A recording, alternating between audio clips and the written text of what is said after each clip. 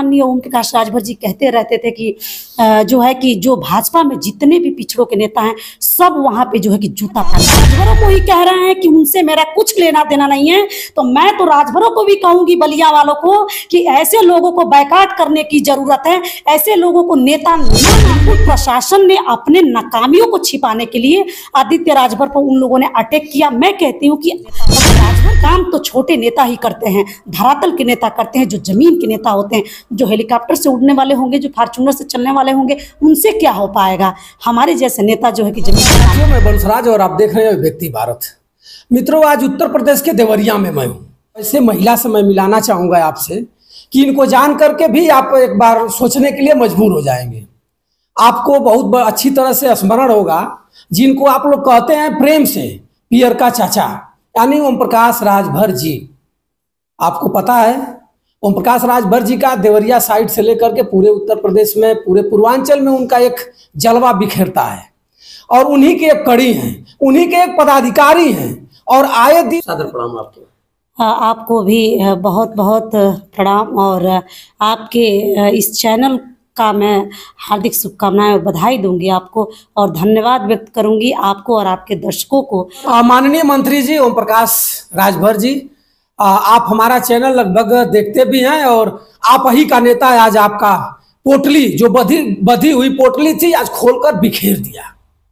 आप कब तक अपने समाज के लोगों को झुठलाइएगा, कब तक छल करिएगा।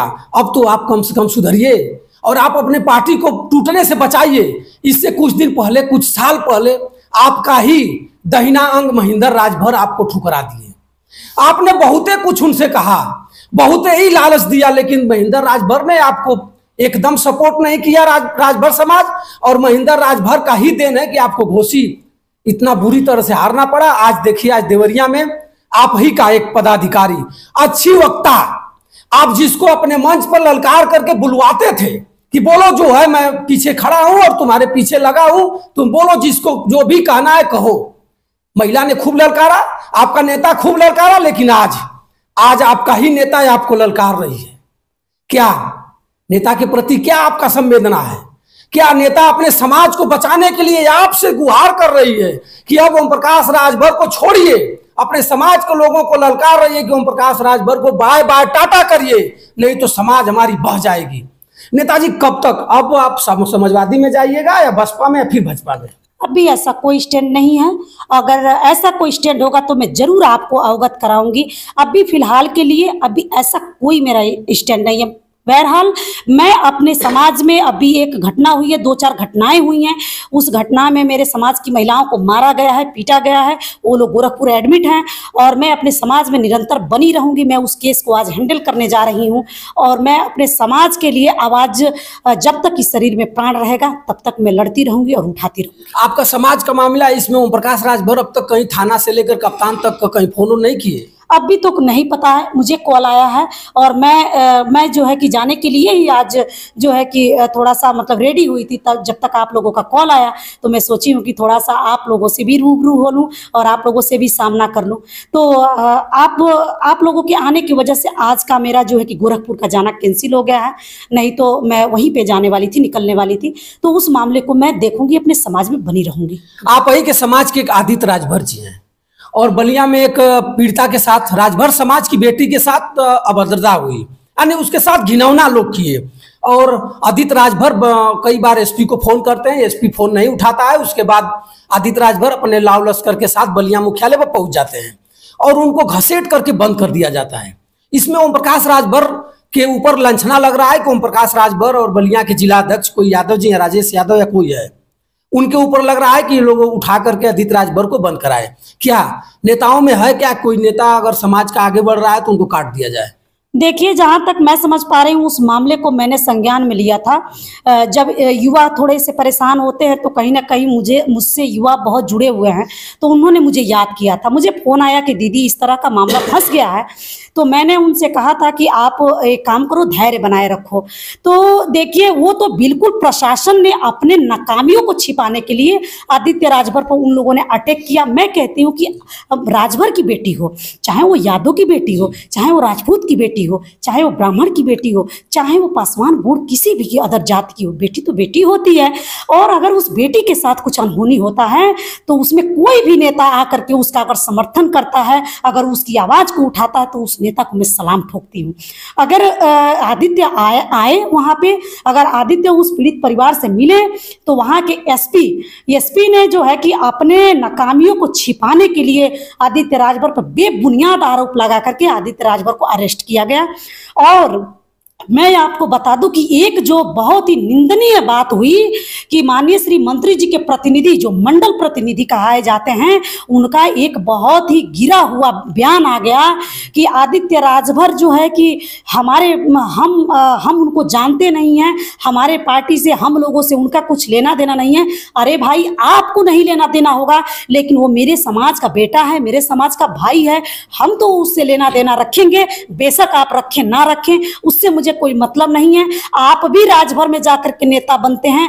आज आप राजभर नहीं होते तो शायद आपको भी कोई नहीं जान पाता, और आप ना नेता बन पाए होते और ना आप नेता कहलाने के लायक होते। तो आज आप राजभरों को ही कह रहे हैं कि उनसे मेरा कुछ लेना देना नहीं है। तो मैं तो राजभरों को भी कहूंगी, बलिया वालों को, कि ऐसे लोगों को बैकाट करने की जरूरत है, ऐसे लोगों को नेता ना मानने की जरूरत है, जिन लोगों ने ये कहा कि मैं राजभर समाज का जो एक लड़का है, जो एक पीड़ित से मिलने आया था, एक पीड़िता से मिलने आया था, एक बहन से मिलने आया था, उसके जो है कि अपोजिट में बयान दे करके उन्होंने राजभर समाज को आहत किया है।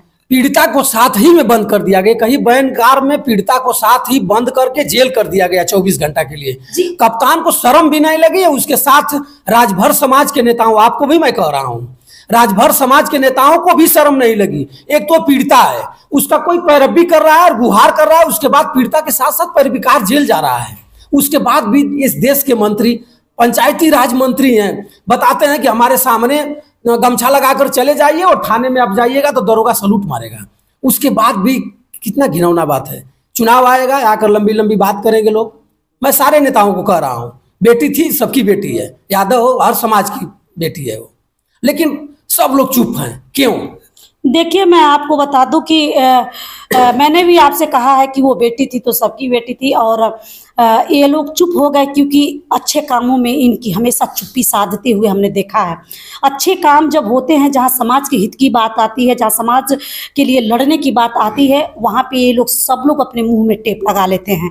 तो आपने मुझे भी कहा, तो आप देखे होंगे कि उसी दिन मेरा एक स्टेटमेंट तुरंत आ गया कि अगर आदित्य राजभर को नहीं छोड़ा जाएगा, अगर उस बहन को न्याय नहीं दिलाया जाएगा, तो मैं बलिया का 1000 लोगों को लेकर पहुंच जाऊंगी और भारी एक आंदोलन होगा। तो मेरा स्टेटमेंट उस दिन ही तुरंत चला गया था। तो मैं जहां तक समझ पा रही हूं कि देखिए, अच्छे जो काम होते हैं उन सारी चीज़ों को लेकर के लोग बड़ा कम ही खड़े हो पाते हैं। ये नेता जो है कि अपनी राजनीतिक रोटी सेकते हैं, जो बड़े लेवल के नेता होते हैं, काम तो छोटे नेता ही करते हैं, धरातल के नेता करते हैं, जो जमीन के नेता होते हैं, जो हेलीकॉप्टर से उड़ने वाले होंगे, जो फॉर्च्यूनर से चलने वाले होंगे, उनसे क्या हो पाएगा। हमारे जैसे नेता जो है कि जमीन पे काम करते हैं। अच्छा नेताजी, अगर ओम प्रकाश राजभर जी चाहे उनके पुत्र आकर के आपको समझाएं, कहें कि चलिए आपको मनोनीत एमएलसी बना दिया जाएगा, मनोनीत कोई सदस्य देवरिया, गोरखपुर, चाहे गाजीपुर, चाहे बनारस, कहीं का आपको बना दिया जाएगा, उसके बाद आप क्या करिएगा? इस्तीफा तो आपने दे दिया। वो ऐसा कुछ उनके पास मिलेगा ही नहीं, पहली बात तो मैं आपको बता दूं, और ऐसा कुछ होगा भी नहीं। अब वो चाहे एमएलसी बनवा दें या चाहे वो मुझे सांसद बना दें या विधायक बना दें। वैसे भी मैंने इस्तीफा दिया है, तो मुझे इस बात का लालच थोड़े है कि आगामी जो है कि आगे पीछे कोई चुनाव तो है नहीं। निस्वार्थ भाव से मैंने दिया है और सत्ता को मैंने छोड़ा है, सत्ता को मैंने लात मारा है। तो इसमें तो कोई स्वार्थी सिद्ध नहीं हो रहा है। तो वो लोग मुझे क्या बनाएंगे, इस चीज़ से तो मुझे कोई मतलब ही नहीं है। अब जाने का कोई सवाल पैदा नहीं होता। ओम प्रकाश लालच नाम की चीज सुनीता राजभर के डिक्शनरी में ना के बराबर है। ओम प्रकाश राजभर भी कहते हैं कि मैं मंत्री पद, अगर कोई पब्लिक से कहवाते हैं मंच पर खड़ा होकर के कि मंत्री पद अगर कोई इस्तीफा दिया मंत्री पद से तो ओम प्रकाश राजभर हैं। तो आप भी सत्ता पक्ष में हो करके और पार्टी से इस्तीफा दे रही, कहीं संदेश हाँ, वो तो आज तक चिल्लाते रहे। बेशक उन्होंने अपने हित के लिए पार्टी को छोड़ा, लेकिन वो चिल्लाते रह गए कि मैंने जो है कि समाज हित के लिए मंत्री पद छोड़ा, मंत्री पद हमने छोड़ दिया। अगर समाज हित के लिए छोड़ा तो आज समाज कहाँ जा रहा है? अगर छोड़ा भी आपने तो आप फिर गए क्यों?